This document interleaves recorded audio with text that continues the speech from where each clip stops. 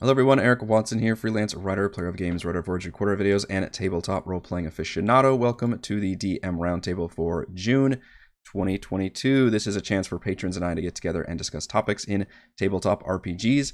By sharing our ideas, thoughts, and experiences, we can all become better DMs or GMs. The DM Roundtable discussions are open to all patrons at every level of patreon.com/Rogue Watson. You don't even have to be an active participant. You can jump in here and lurk to your heart's content, and we are glad to have you.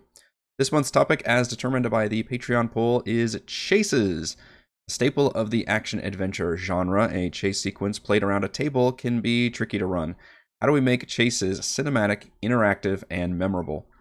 Joining me for this month's DM Roundtable, we have Stan.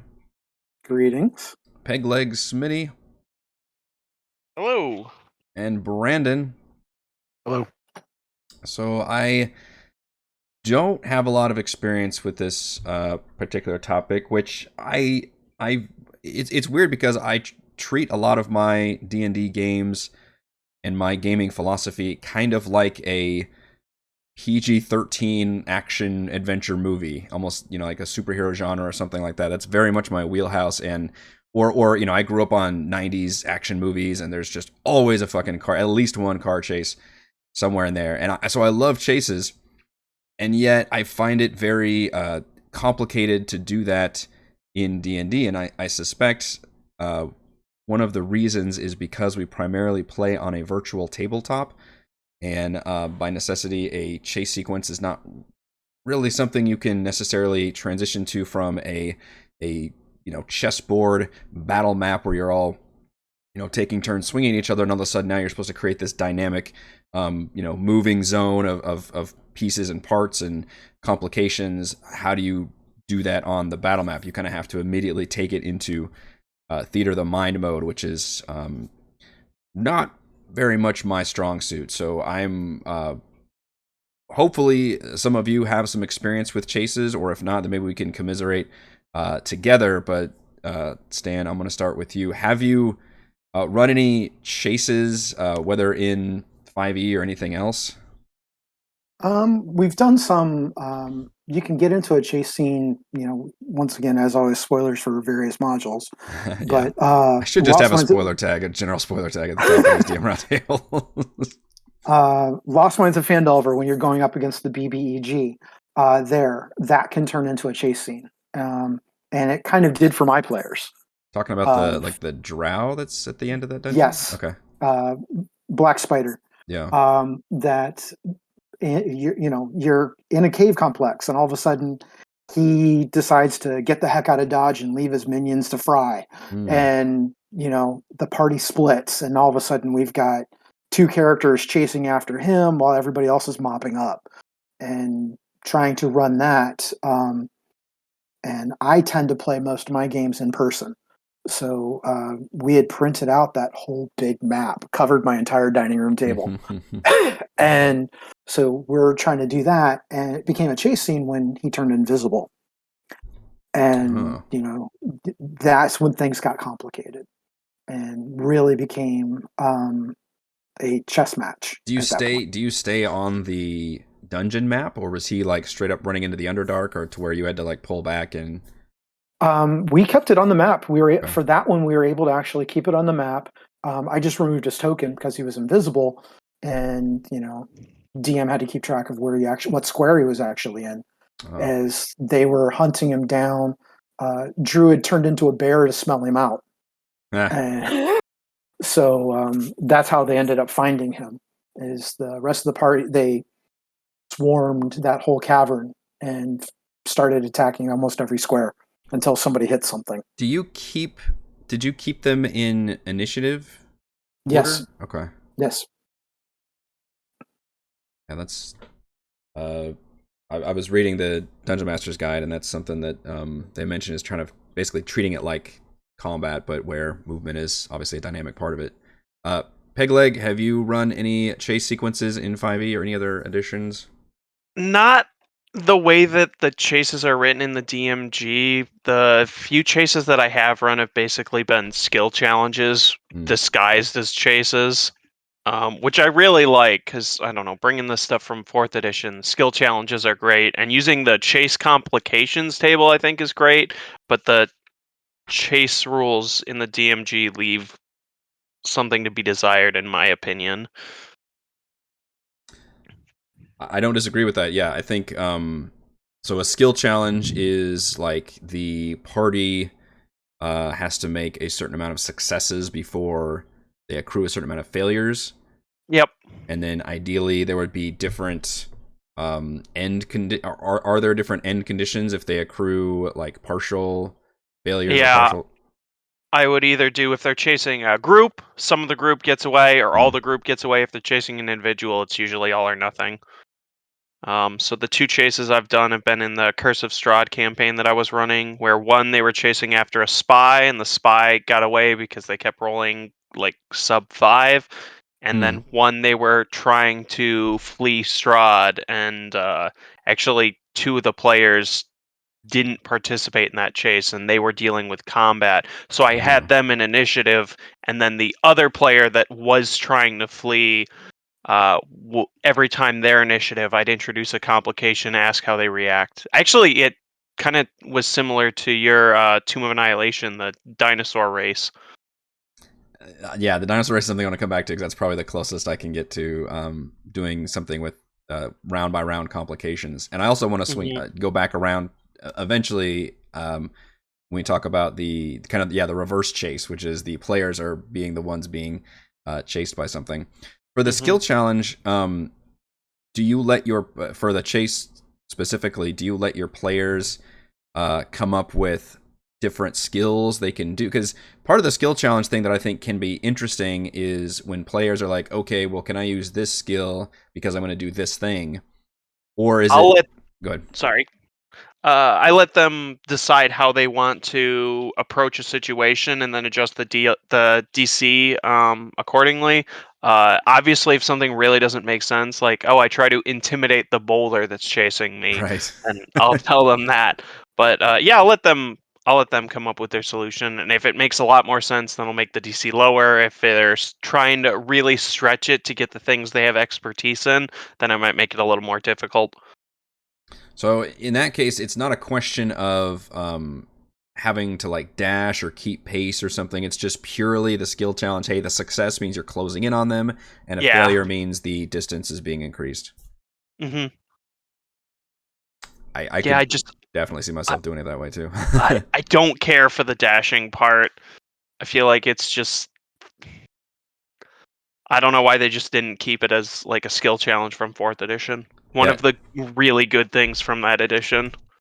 So just so folks are aware of this because we're talking about it, is that the chase rules are on page 252 of the Dungeon Master's Guide, and it mentions that during the chase you can use the dash action number of times equal to 3 plus your con modifier, and you have a chance to accrue exhaustion, and obviously if it gets too high your speed becomes 0, or you can also just use your action to make attacks or cast spells or do something else. And the main advantage is to having all these chase complication tables, which I think you mentioned, which on the following page you've got they're D20s tables, but they only have 10 different complications each. But they give you a lot of good ideas of like, just picture any action movie, just the fun shit that happens, like stuff's falling over and you got to get around it, or there's a enemy that suddenly appears on the map or something causes you to fall or stumble or whatever else, which is again why I was thinking of the dinosaur race in Tomb as being similar to a chase, because essentially that's what a race is.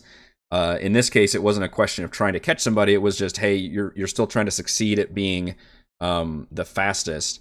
And in that case, it wasn't quite a skill challenge. It was everybody just makes, I think, animal handling checks.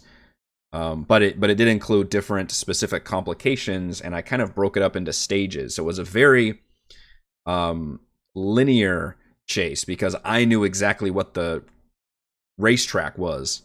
So I could paint, okay, here's the part where this happens, here's the part where this happens, here's the part where this happens.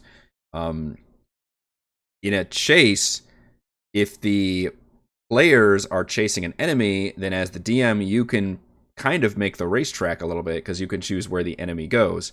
it gets a little trickier, I would imagine. I haven't pulled this off, I don't think. When the players are being chased, because suddenly they're actually making active decisions based on like where they want to go and how they want to flee, and now all of a sudden I don't know what the racetrack is. I have to come up with that on the fly. So that's Unless, of course, your players start messing. If you've got casters who can cast like Wall of Fire or Grease Spell, or a what is it? There's a Wall of Blades clerics can do. That can modify your racetrack. Very true. Yeah, you can literally dynamically create environmental hazards. In fact, having spellcasters involved in a chase sounds amazing, just because of all those potential hazards being created. Brandon, have you run any chase sequence in your games or witnessed them? I have not officially. I've done the dinosaur races. Used a lot of ideas from the Tomb of Annihilation companion, and that's where I got my idea for the dinosaur race as well. yeah, I can't remember if I had caught your dinosaur race or looked back at it or not. But I think it was a really neat sequence, and it was. It went okay, and it's one of those things where I think it's still difficult to run and make it hold your player's attention the whole time. I think it's really easy for anybody who it's not their turn for them to drift off. And a chase sequence, you still want to be dramatic and exciting the whole time. I have been a player in 2 campaigns that had some chase sequences, and they did not follow the DMG rules exactly. They handled it more as an ability check situation, or the group check type thing. Which is what, so Pegleg basically was talking about that as a skill challenge, essentially. Yeah, and that DM came from older game systems. I've only had experience with 5e, so I'll be honest, I just expected that's how it was done. The complaint about the dashing, I think, is interesting, because for me, I love situations where I have to force players to try to roll for exhaustion, just because I feel like exhaustion comes up so infrequently. Mm-hmm. But the consequence then sometimes is that exhaustion can actually be a pretty big negative for a player. Anyway, the dashing rules were kind of new to me. The times that I've been the player and done the chase sequences, it's been fun. But I was kind of hoping to get more ideas from you guys. Yeah, so I think I'm in the same boat as everybody else. Right. Yeah. Speaking of dashing, though, that is one of those kind of like rules is written, especially now with some of the new modifications coming out for D&D 5.5, whatever you want to call it, where they're talking about right now we have gnomes and dwarves that have 25-foot move speeds, where everybody else is 30. Wood elves are 35. They're talking about bringing everybody starts off at 30 feet. Well, that just made your chases. I didn't hear that. That's one of the rumors I've heard. Huh. No, like gnomes in the new book have got 30 feet movement. Really? Mordenkainen's new book. Yeah. Yep. So that's some of the stuff. It's like they're making everybody equal in that regard. Doesn't matter if you have short legs or not. And so if you're now all of a sudden, the party. I'm pretty sure I can outrun a child. I'm just going to throw that out there. Like it. Yeah. You have experience with that. Look, man, those kids are always chasing me. But if you get a party of wood elves trying to track down gnomes, they should be able to catch them up in a couple of rounds because speed. But new version going forward, everyone's on the same foot. It's never going. They're never going to catch them. Say if you're in an open field and there's no hazards, if you do this, I move 60 feet, they move 60 feet. We're right back where we started. Yeah. You're on a treadmill. Nothing ever changes. So that's where going into more of a narrative theater of the mind, like you started off with, that can be helpful instead of doing something on the board, using minis or using Roll20 or Fantasy Grounds or whatever, what have you. Going in theater of mind gives you a little bit of license to introduce some of those hazards. Yeah, I would definitely pull it off of the battle map if there was a chase if you weren't planning on a chase and a chase happens. And I agree. I think trying to break it down into, it kind of depends, because you've got, like, is this set up like a chase, or is this a combat encounter where enemies, you've got an enemy has decided to flee, and the players are like, because they're crazy about that, and just say, oh, hell no, I'm going to chase this one down.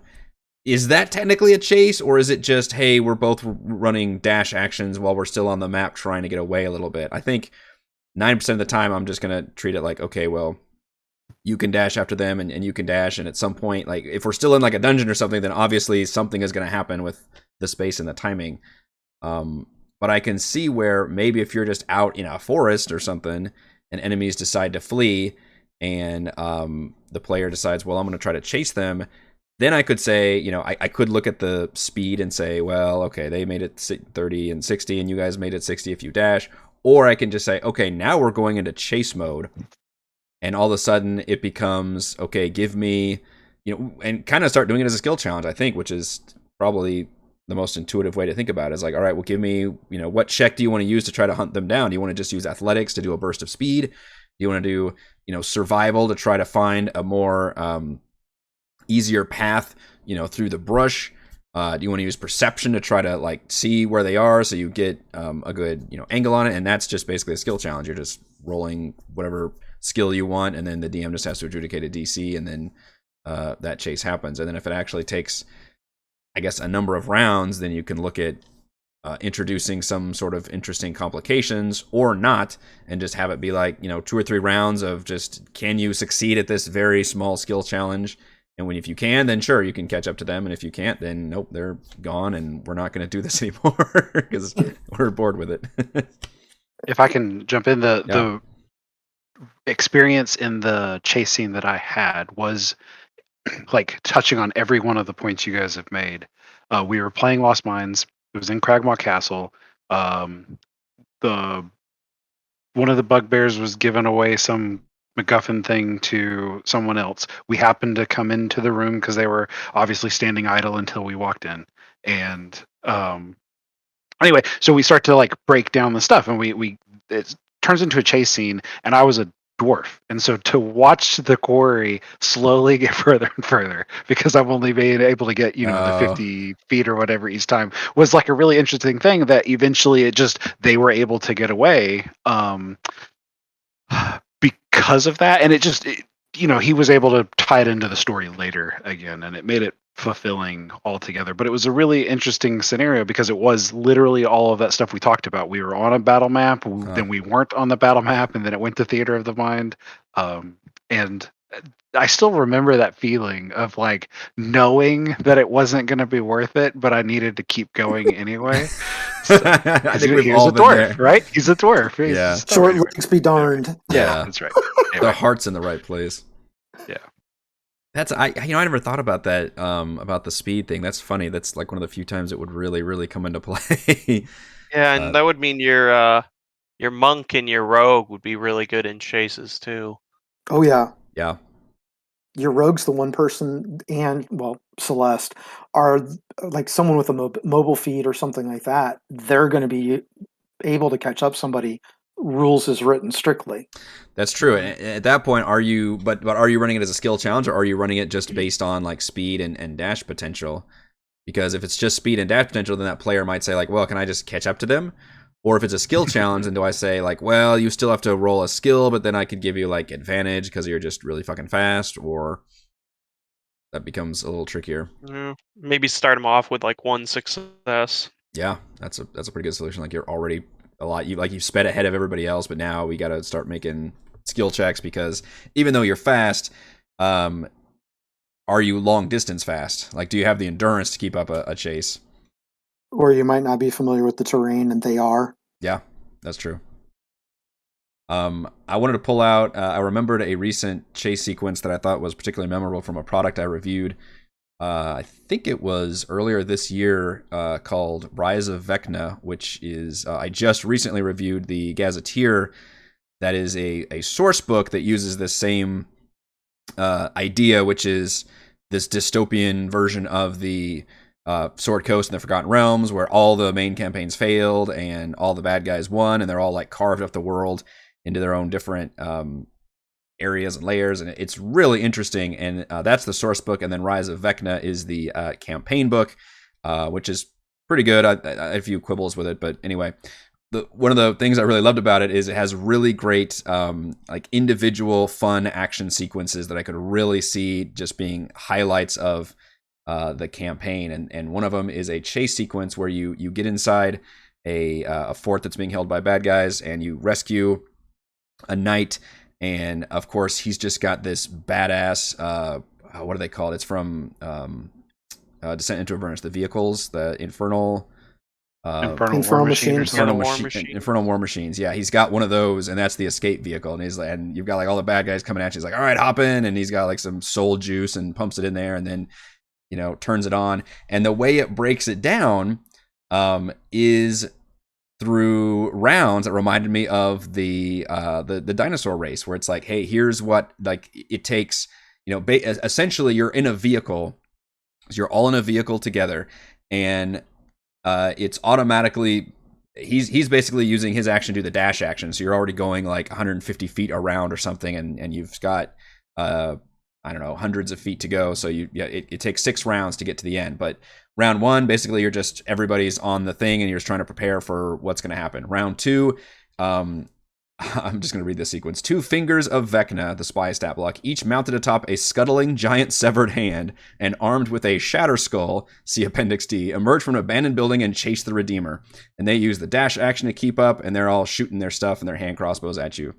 And then round 3, there's like snipers basically on the rooftops as you're, barreling down this fortress to start shooting at you.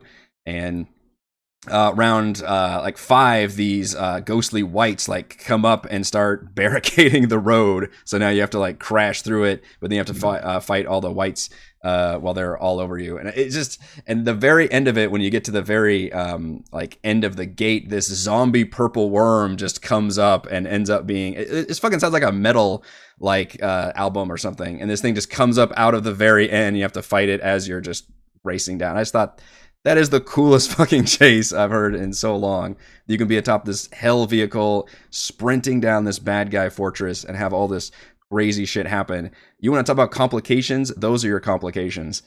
I thought that's just a really cool example for a fun chase sequence.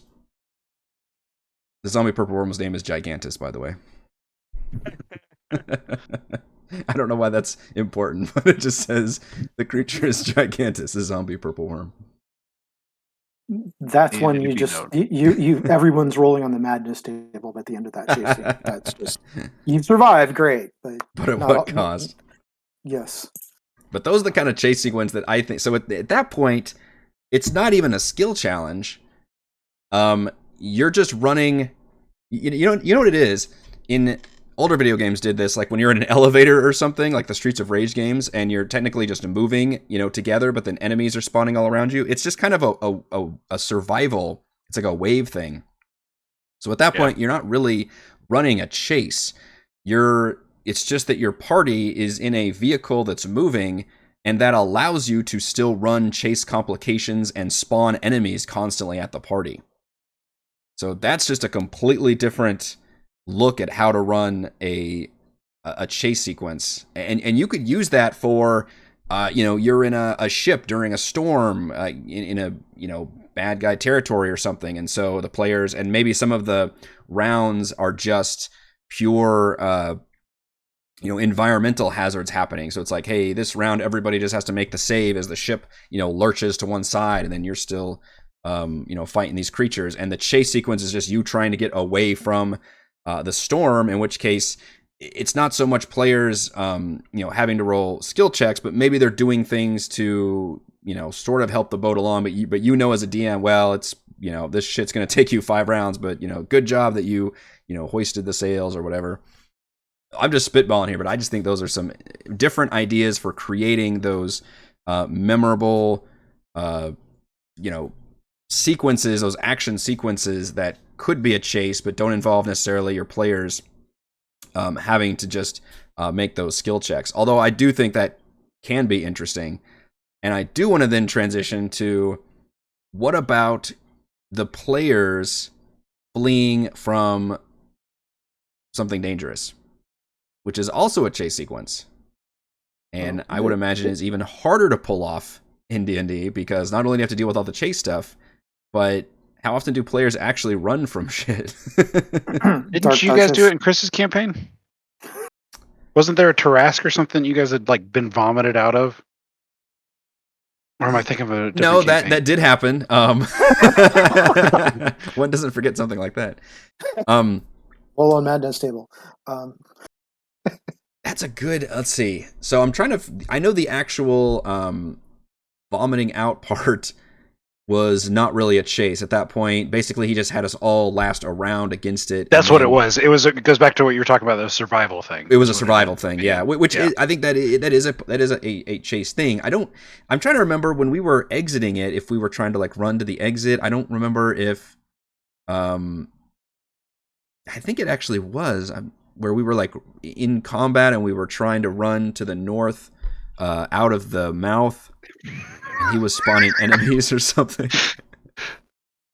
He did a good job there. It was fun. Yeah, that was a really fun map too. That was crazy going inside a giant creature. War for the Lost Plane, Chris's campaign, the high level campaign. You got to be like tier 4 to be inside of a Tarask and survive, I think. But yeah, that one definitely felt like a survival chase sequence. And you're right, that was the players fleeing. I think we were fleeing the dungeon. It was a classic like. Whatever thing we did was a load bearing thing, and so we had to get out of the dungeon before it collapsed. Collapsing around you, yeah. In this case, just vomiting us out. But then afterwards, I don't think there was a sequence of us actually running from the thing. It was just Chris is like, hey, you've got somebody here who's going to teleport you out, but it's going to take a round, and he just wanted to have fun with us for a round of unleashing this gigantic creature on us. But yeah, that's probably the closest we've come. And that was a scripted. Well, and the other one, which Chris also did in Storm Kings, when spoilers, obviously, when Iamrith attacks Zephyros, and we just have to leave it. That was a pure like story cinematic. Really, there was no checks there or anything of that nature. So what we haven't really seen is the players. In my campaigns, at least, I don't think, where the players decide to run. And then we enter a chase sequence, and it was not previously scripted. It was like, this fight has just gone really bad, and the players have to run, and now I, as the DM, have to decide, are we running a chase sequence now? I would bring up, once again, Storm King's the Kraken getting off the ship. Yeah. And I mean, then it was also Dark planned. Duchess. And Dark Duchess. Dark Duchess, just recently, in our Rhyme campaign, that might come close. That one felt like just a plan. That might have been close. They weren't really running from the dragon at any point. Well, some of them were, and then they turned around and came back. That's true. Some of them were. They were more of distracting the dragon. Yeah. It would have been interesting. I didn't have real plans for that. When the players. I expected them to just escape from the Dark Duchess, and then I was not planning on running a chase sequence because I can't have them fail that chase sequence. If you're going to run something, you always have to be prepared to have a success or a failure. And in that case, it needed to be basically a cinematic ending of the dragon encounter. Maybe you could have had fun with it and say, well, if you maybe you can run a round or two and just have the dragon be attacking them for like failures result in people being attacked or something, and then once they but then again they have to roll enough successes, otherwise just get killed. So I didn't really have a good way of. So it's a tricky situation, and I think I don't know when it would come up. And Pegleg, I think you talked about how a player was running from Strahd, so I'd love to hear how that went, because I don't have a good example of, especially one that wasn't previously scripted or planned. All of a sudden, a player decides to, or players decide to flee, and now you as the DM have to decide, oh shit, are we straight up running like a chase sequence for some or all of the party? Yeah, this was for the Curse of Strahd campaign. I tweaked. There's a quest where the players have to recover the bones of Saint Andrel. And when they got them, Strahd knew about it, and he started coming to the town they were in. And so it was trying to get to that church to reconsecrate the area before he got there, and they ended up failing, and therefore Strahd killed a bunch of people, including some of the party decided to try and stop them, and then he just dropped a 5th level fireball on them and knocked one of them unconscious and left one of them at like 3 HP. So the chase sequence was I would have to dig it up. I had a complication table, and as the character that had taken the bones was advancing, I just moved them along. It was mostly theater of the mind, but we also had the town map. And if you got a certain number of successes before a certain number of failures, you'd get to the church before Strahd did, and she did not. So Strahd got there first, and it was a bad time. I was gonna say what. I have so many questions, but when they fail, does that mean you re-enter combat, or do you just cinematically say like Strahd comes down and fucks you up? Strahd came down, and they very quickly got on their knees and started kissing his boots. Basically, Oh wow! It was one of the rare instances where my players were recognized in advance that they were way out of their depth. I want to say they were like level 6, maybe it was only level 5. So yeah, they knew. Well, the art for Strahd's so good. So he's driving or riding across on I think it's Bucephalus. He rides a nightmare. Yeah. Yeah, and so what they saw light coming and they thought they were in deep shit, and then they saw it was Strahd riding basically a flaming unicorn of darkness, and they realized they were in very deep shit.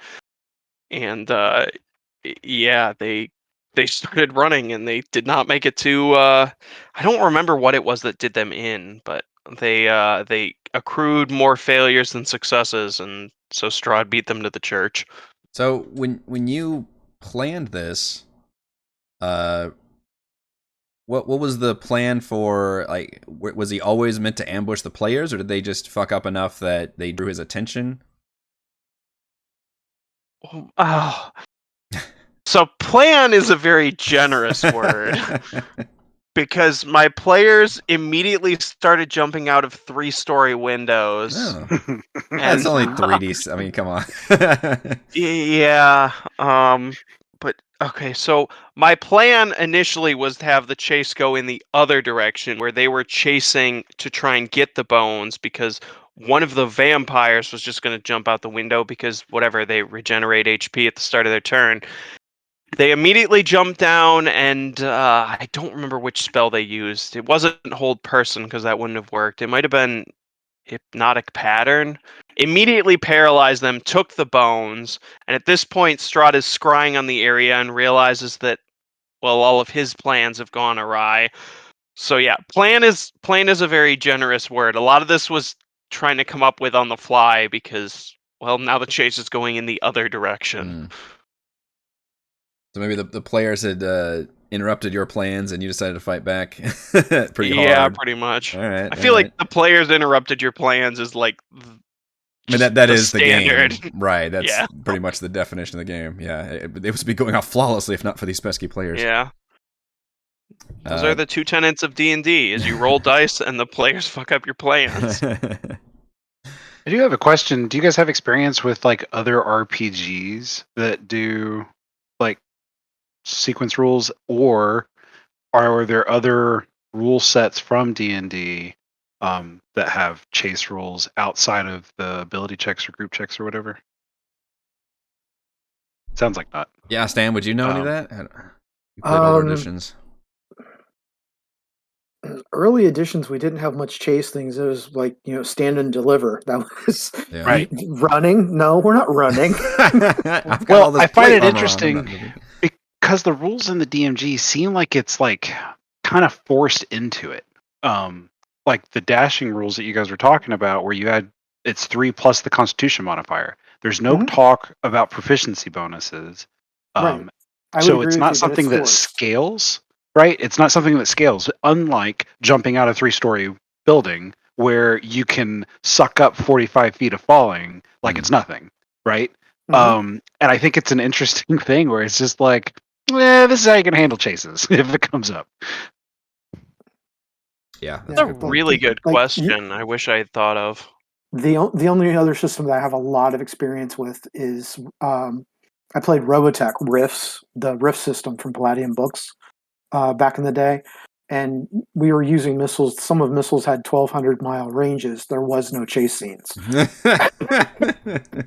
You know, when you're flying a mech and you can shoot for 60 to 1,200 miles, you're not running. I'm real limited, and the only thing that I can think of, I've run Dread before, which is you use a Jenga tower basically to simulate the player's life. That's a lot of fun, and a chase sequence and something like that, like it would be stressful still, but you can't relate that, and especially in like a virtual tabletop scenario, it's practically impossible. But that's an interesting idea of using one for a chase scene. Yeah. Roll for initiative. Okay, you get to pull a Pull from the block. tower. Yeah. Pull from the tower. Hey, it didn't fall. You get to move forward 30 feet. Congratulations. Yeah. Next. When we were doing Shadowrun forever ago, which was the system I first started when we did the YouTube channel, one of the things that I had designed was a chase sequence. It was like a highway, like the players had, I don't know, motorcycles or something, and the enemies had, and I actually had a Roll20 map that was like a street with like cars on there, but I can't for the life of me remember what the rules were. I mean, I'm pretty sure it was, we all rolled initiative and we were just the weird thing is it was I almost picture us just running it like combat, but just everybody moving. So it almost didn't seem like it changed that much versus like, I'm going to go this way and hit this guy and hit this, because, everybody's got guns and shit. But yeah, I honestly, I'd have to go back and watch, I'm sure, the horrendous quality of some of those videos, but it was one of the early ones that had a chase sequence in it. But one of the things that comes to mind is, kind of going back to different monsters or different characters have different speeds. I was watching, kind of doing some homework for my Tyranny of Dragons stuff that I was doing, and watched this DM that had the party got really, really good at killing adult dragons. They were very high level, and this blue dragon came in and basically assassinated one of the NPCs that they were talking to. Like, they're getting the download of intel that they need to attack the cult of the dragon. This blue dragon comes in and just nukes this person, hacks the party off, and the party starts trying to chase this thing down. The blue dragon just takes flight and goes, "I'm out." Yeah. You can't. The party could fly, but their fly speed, even dashing 60 feet. Yeah. He goes, "See ya," kind of like the a base of 80 feet or something without even dashing. Yeah, it's at least 80 feet because it was an adult blue, and it's like, it's in the next zip code, guys. What are you doing? And kind of like the Chardalyn dragon going through for Rhyme. Yeah. That you're going to chase it to the next town? No, he's done by the time you get there. Yeah. So, that speed thing kind of matters if you're going to try to do anything resembling a chase. Dude, a friggin' aerial chase, though, if you can get your players in a vehicle with all the different aerial monsters you have involved, that could be pretty dang cool. Or Griffins and hippogriffs. Yeah. That could, talk about some serious complications that could happen there. Like somebody gets knocked off and falls 100 feet. Princes. You did that with the Griffin and the Manicore. Yeah. Princes. Was that a full chase? Or was that just like people dashing? It was a hunt. Yeah. They were chasing down the Manticore, and they were shooting at it, and it was shooting back. And I think somebody cast like hypnotic pattern or something, just like knocked out of the sky, from what I remember. Yes. Son of a bitch. Shortened that one pretty quickly. Yeah.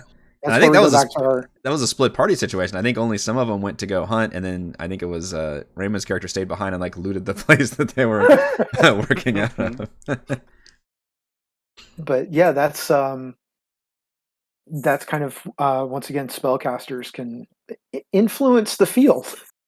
Yeah, and that should be encouraged, I think, for sure. Like it shouldn't just be like, okay, what's what if you want to roll as a skill challenge or something? Hey, what check do you want to make? Like I would absolutely encourage people to use those spells because there's so many spells that have little to no use in combat, but all of a sudden you get into these situations, or maybe they do like a wall of fire or something, and you're just like, hey, what about using a wall of fire in this chase sequence? That could be pretty good. And a lot of these make a fireball check. yeah. And a lot of spells have pretty damn good range, to where you could, summon a wall of fire like pretty far in front of you. Carefully gauge the distance and summon that in front of somebody, and all of a sudden, hey, you've solved the chase sequence. Your player still had to use a spell slot to do it, so I would be okay with that. And I think that'd be a pretty fun moment. Yeah. Some of your cantrips will reach out to 120 feet. Oh, absolutely. Yeah, that's true. You could just be shooting at somebody. I wonder, what do you think that would do to like AC and attack rolls and stuff if you're chasing somebody? I feel like I would at least have disadvantage or something. Like if you're really literally chasing, you can use cover rules. Negative, add 2 or add 4 to AC. Yeah, you could. Ivy does a good job of not doing a whole lot of those little modifiers, but cover is one of the few ones that do. It makes me have to look it up every time. If you don't want to do as harsh as disadvantage, you can do the cover. Yeah. It's probably one of the reasons that they talk about the dashing in the rules, though, because you get kind of limited on what you can do.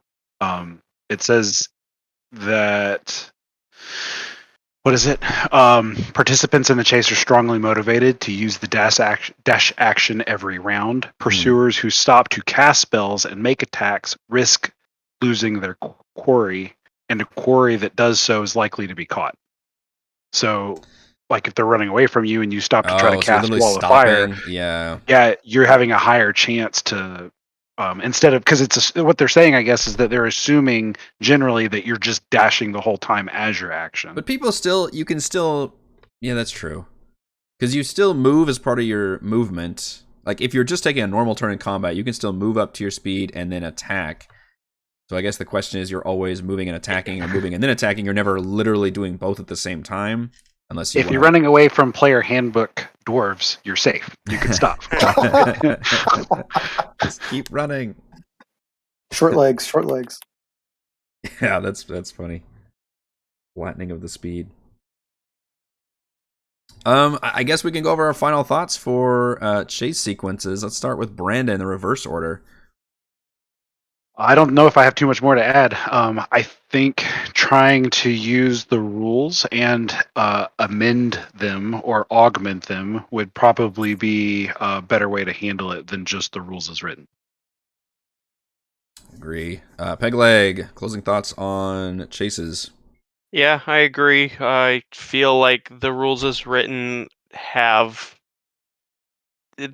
they're a little lacking. So having some homebrew, having some extra things for your players to engage with is just a lot more interesting than what's in the DMG. Stan, bring us home with the closing thoughts. Sometimes going old school theater of the mind can be a lot easier, a lot more fun for the players, and leaving some of the rules as written behind and kind of going more of a cinematic than breaking those minis out. I agree 100% with all of this. I think there's almost a tendency for DMs, and I do this all the time, which is to over complicate the rules and really get down to the nitty gritty and be like, okay, this is this and this role mean this. And often when I'm running the game, I need less of that. And I think a chase sequence for sure. And that's a lot of times, hopefully your players are engaged in that, and then they can just come up with things versus necessarily having to structure it. A skill challenge can definitely work if you've set it up ahead of time, but even then you could just set up, hey, here's the situation, this quarry is escaping, or maybe you, the players, you've got a boulder running down towards you or something, to where it's not a question of we want to stay and fight, we need to run. And then you just kind of give it to them and say, like, what do you do? And maybe they just decide, well, we'll dash, or they can cast a spells or do whatever else, but you've just turned it into just kind of the, a scenario, but hopefully keep that tension, putting him everybody into initiative order if they're not already could maybe help with that, or maybe it couldn't help with that. Maybe it slows things down because everybody's like, okay, what do I do here? Let me look at my character sheet, versus you just want to go, hey, you guys need to decide right now because this boulder's coming at you or this person's fleeing. I will say the key to a chase or any of these things is going to be your complications. If you want to break it down round by round and have enemies spawn or the bridge collapses or whatever else, just insert those complications, and that's the stuff that's going to be really memorable and allow you to actually run a chase sequence that's longer than 2 rounds or something. All right, I believe that will do it for this month's DM Roundtable. Thank you so much to Stan, Pegleg, Smitty, and Brandon for joining me, and thank you to all the patrons. Shout out to Platinum patrons Joe, Will, Thomas, Adam, Stan, William, I'm Loud, Kyle, Brandon, Genocider, David, Eclectic, Role Player Roll, and Lindsay. And gold patrons RPG Papercrafts, Pretty Boy, and Yuma, Marcus, Dead Lizard, Lounge, Sam, Lumpy Spuds, Jerome, Nathan, Fast Like a Tortoise, and Scott. Thank you all very much for your support, and hope to see you all again for next month's DM Roundtable discussion. Bye. Thank you. Bye.